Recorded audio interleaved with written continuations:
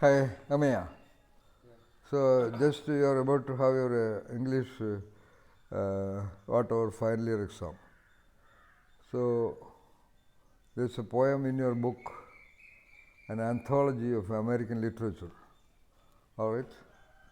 And there's a poem by a genius English poet, Robert Frost. Seemingly insignificant episode in the life of a newlywed couple. Okay, this is seemingly insignificant.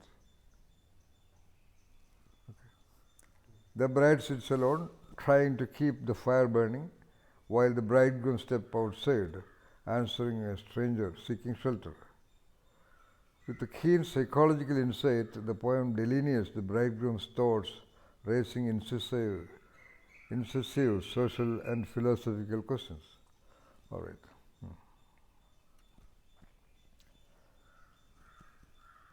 Love and a question.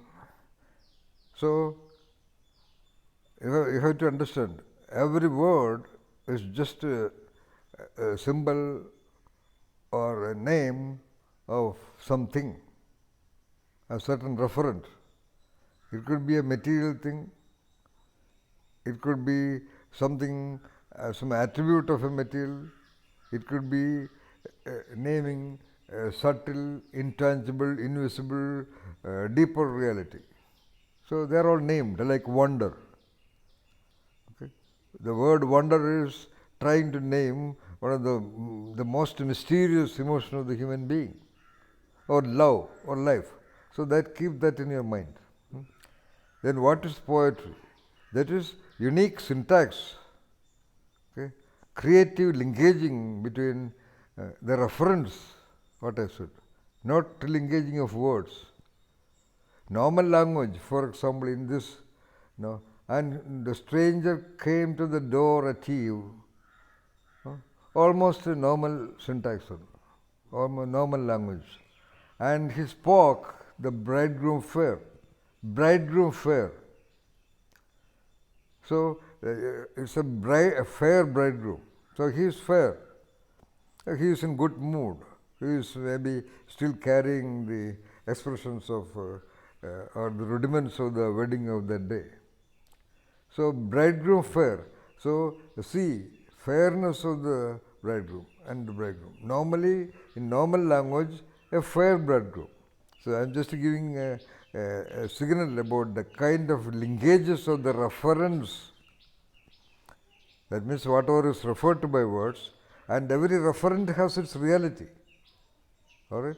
This bridegroom, so a human being, bridegroom, he has his reality. The word bridegroom refers to a man who got married, and on that day only he is a bridegroom. All right? Next day onwards he is a so-called husband, married man. So there is the referent of the bridegroom. And that referent, that bridegroom has a certain reality. All right? There may be another bridegroom who got married on the same day or some other day, but that bridegroom would have another reality. Let us say that bridegroom is from, let us say, an aristocratic family. His reality would be different. He is also a bridegroom. He will also be called a bridegroom. There may be another bridegroom who lives in a city apartment. So he will have a party in a so-called top class restaurant, dance and wine and all those things. So the reality of the referent of the word bridegroom there is totally different. So that you have to keep in mind. He bore a green white stick in his hand, and for all burden, care, to take care of all burden of the body, I think the stranger was carrying a green white stick. Why it is green white? It could have been originally white or green, but by usage, I think it has become white. The green stick. Originally the color could have been green, but it has become white. That means he has been using it for several days and kept it in perhaps rough and rigid surfaces. and that stick itself is indicating, that itself is a representation of his burden of the old age. So he must have been a very old person also, stranger. He asked with the eyes more than the lips for a shelter for the night. Yeah, he asked with his eyes, his very expression. A human being has basically the expressions, then the responses, okay, then the behaviors, then the actions, then the dialogues, okay, in order to manage a relationship, in order to enter into a relationship, right? Human beings are relating with each other, that means interacting with each other. So that interaction is possible normally by a language, by some dialogues, some talking. Here, he doesn't even talk, I think. I am just reading it first time, and this is just my analysis at the first reading. I don't know what is written here, but as of now, this stranger is very old, very weak, extremely poor, by the indication of that green-white stick in his hand. And that is the only care. That green stick is the only care he is taking to manage his movement. Do you understand? Because Robert Frost is a genius. He has added that word care there. What is the referent of the word care? To what phenomenon we use the word care? That's the point. Yeah. So, his only care about managing his life is having that green stick. Just imagine. That is constant part of his body, because he needs that stick to walk. And he has been carrying that stick for a pretty long time, so that when the color got so-called faded. Okay? And this stranger, that old man, wearied man, carrying a stick in his hand, you have to see. Referent is to be seen. You cannot see the word. All languages in the world, they are all nothing but symbolic names of reference, realities of physical things or material things or sensible things or explainable things, or naming almost much greater range of invisible aspects of the world, as well as human perceptions and cognitions and experiences and feelings. So, just an expression, the very expression in the very eyes are the most expressive organs of the human body, human face. Face is the most expressive, and then on the face, eyes are the most expressive. So, that man has gone to such a level, his condition is so pathetic. It is not that he is a great actor, like a trained film actor who conveys a lot by the expression of his eyes. No? The nature, his way of living, his life has his reality, the reality that man has experienced gets they got sort of converged into the expressions of his eyes. So Robert Frost says that he asked. That means it was so clear, like asking through a word of a language. Now, he asked with his eyes. See, look at that is called that poetic configuration. Because by actual prose, the normal language of the referent reality is not possible. Referent is not possible. You cannot ask. Ask is normally about using a language, by talking. So you cannot ask with eyes. So, but in that poetic perception is several orbits above. It's about the human intellect of imagination and visualization and experiencing. So at that level of intellectual processing of that information, asking with eyes is possible. So he asked with eyes more than the lips. So more than the lips meaning he actually talked something also. In other words, more than the lips should not come there. So he could have said, the poet could have, he asked with his eyes for a shelter for the night. Point number one. Point number two, he may not have uttered anything. But in order to give that power of his asking with the eyes, the normal communication through sounding by the lips is mentioned there. It could be either of the two. To wonder about that is the poetic contribution, all right, to the reader. So it's very likely that he asked something with the lips also, because it was what? It was almost evening. That means almost darkness. Okay. So in that darkness, the stranger cannot just imagine that whatever he is requesting, asking through the eyes will be observed or will be sensed by the host or the other person. So he must have asked something also. But that asking was much amplified, much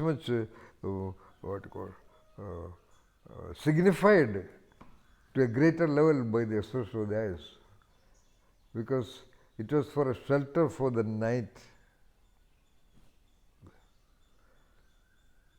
So there must have been some environmental condition there also, because it is a shelter only. Then he could even sleep outside if it was just a sleeping place. So that means that night must have had some other attributes, like a winter night, cold night, or something like that. All right. And he turned and looked at the road afar without a window light. And he turned and looked at the road afar without a window light. So who turned?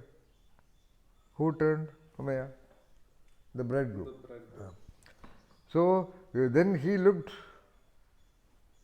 because the visitor is asking for a shelter. Then automatically or spontaneously the man is looking at a distance, and in that distance he just does not see any window light. What does it mean? That means there are no houses. No other places, no other houses in the near visible surroundings. Can I ask a question? Yeah. So, no, if it's a house Yeah. and he's coming and asking. Ask the question loudly, Mandra. Ask loudly. If the stranger is coming and asking, Yeah. the bridegroom, why did he turn and look? Yeah. The bridegroom must turn and look at him. No, turn and looked at the road afar. Yeah. No, when he turned and looked at the road. And he turned. That means he must have, it is not that he just looked at, he must have turned here and there, looking at there. When he turned around only you see, because it is not like a city street. Okay? He turned around. That's a good question. Why did he turn around? Yeah, all right. A good question. You are seeing what is being talked. That's why you asked the question, why did he turn around? So he is turning around because not in this way or that way, this way, backside, anywhere there is no window light. That means there are no houses. All right? I So, said the stranger turned around. no. So it would imply that there are no other. And he turned. Now he asked with the eyes to some person, and that he, whoever is asked to, he turned and looked at the road afar without a window light.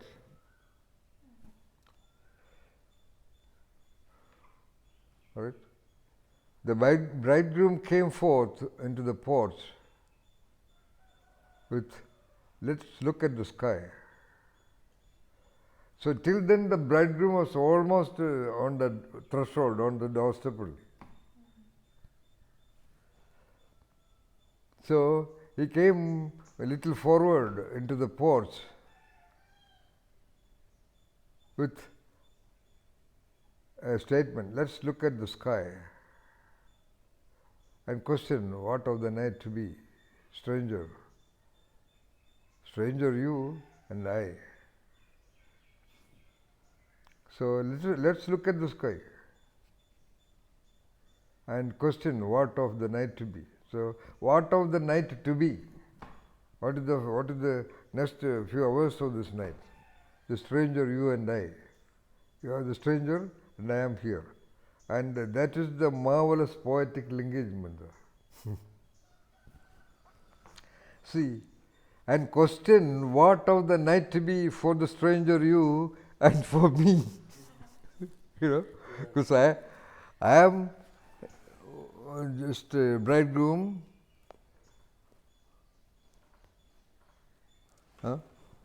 with all the aspirations and excitations to enjoy my first night, for example.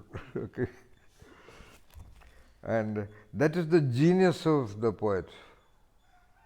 Extraordinary engaging. Because by looking at the destiny of the day, night today, okay, and what is the destiny of the night to be for the stranger, you and I? If the night is going to be much more rigorous and cold, then you will be here and then my night is in trouble. If I have to ensure my night comfortable, then your night will be in trouble. Right? Yeah. That's what I really remember when you talked about the poem to me. Now a little bit of the total setting the poet is taking your attention to. The woodbine leaves littered the yard. No, literally it is falling here and there in the courtyard itself. That means that is a house where nobody was staying. Because nobody was staying. Only these two have come there. Maybe out after a clandestine marriage or an eloping or something like that. Quite possibly. Because if it was a normal wedding, they would have gone to the house of their own or of their relatives or something like that. So they have sort of come to a distant place where there is a kind of a house which was kept locked for a long time, where nobody was definitely staying. Evidenced by the littered leaves in the yard. So in such a case, that night is much more significant for them. So what the editors say, seemingly insignificant, they understand the significance. So the editors say seemingly insignificant poem because by saying that they are telling that it is very significant. It may appear for a normal reader that it is insignificant, but it is very extremely significant. The woodbine berries were blue. That means that nobody, it is I think overripe and nobody has picked up, I suppose. Autumn, yes. Winter was in the wind. Stranger, I wish I knew. So he is wondering. Autumn, yes. Winter was in the wind. Stranger, I wish I knew. If I only knew that this is the kind of place I was coming to, I would have avoided that. This is a kind of a abandoned place, that entire area. Yeah. That's apparently a place of very poor, very sporadic life there. Because he came there, some similarly poor people, that's an area maybe of where poor people and abandoned people wander around. So I wish I knew that this is such a place. Now there is a break, kind of a paragraph break. Now the scene is changing. So poetry, like the paragraph change in the prose, there is a gap. Within, that means within the house, the bride in the dusk alone, bent over the open fire, her face rose red with the glowing coal and the thought of the heart's desire. So she is complete with the desire of the heart and the thought. Because the desire of the heart meaning that is so quickly translated into many thoughts. Because a heart cannot have just a process called desire. Of course there is a desire, but that will be quickly converted into thoughts and imaginations and all those things. So she is just waiting there. Bride in the dusk. So she is also waiting that dusk evening, just the coming night. She is alone. She should be completely in companionship with the bridegroom.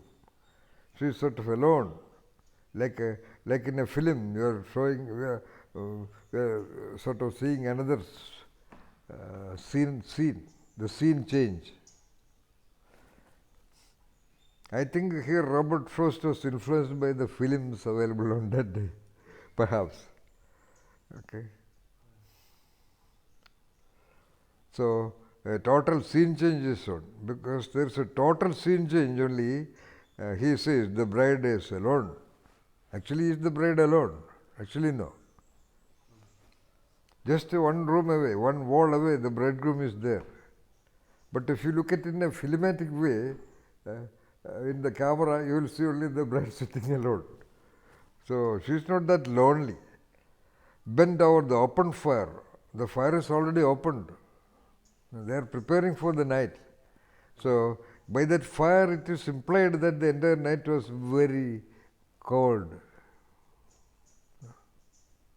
So it is cold outside, obviously, though it is not mentioned before, right? No.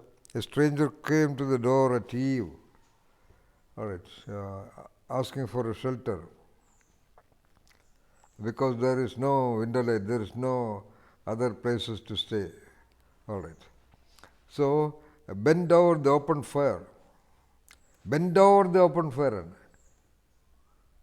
That means she is bent, maybe or by a little bit of a frustration. No? One. Two, she is sitting there for a little longer time, or she wants to make the entire body warm also. No? So that the circumference of the heat get absorbed to the body. Oh, that's a beautiful sight. No?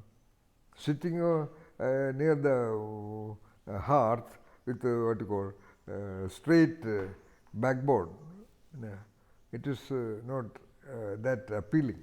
Or because that also shows how cold it is. Yeah, of course, you are very right, Mantra Rishika. So it also shows the maximum exposure of the body to the heat. Very beautiful, yes, correct.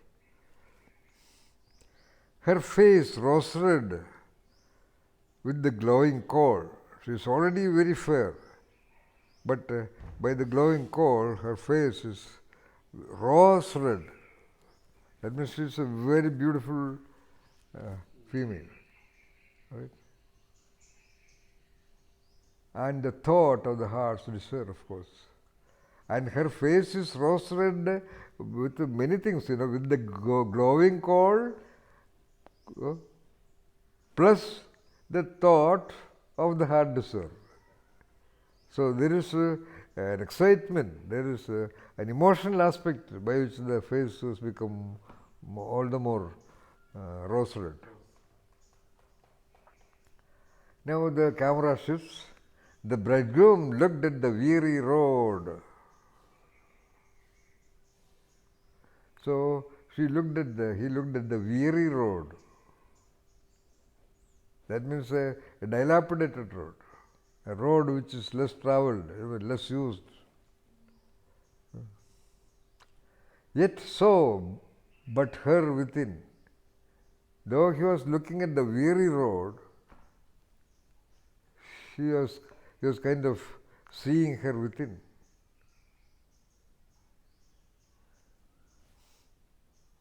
Because he is feeling that weary road also means his moment of kind of a disturbance.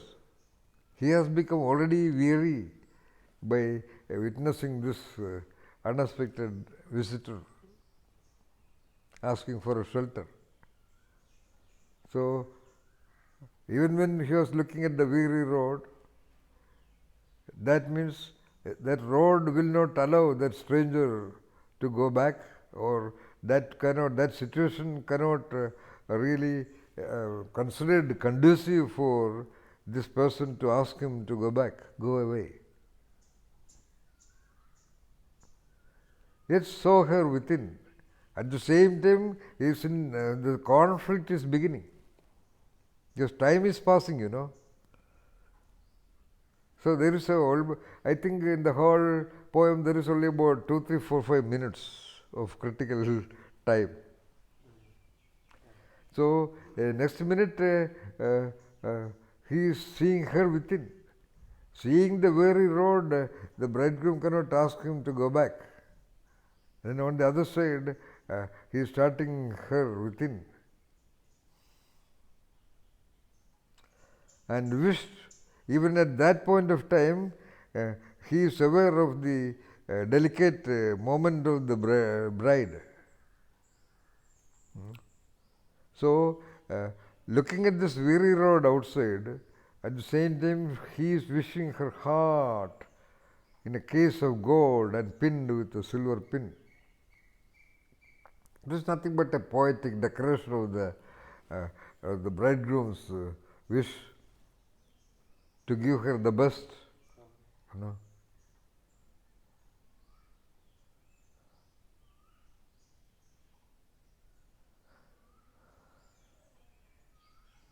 So, and wished her heart in a case of gold.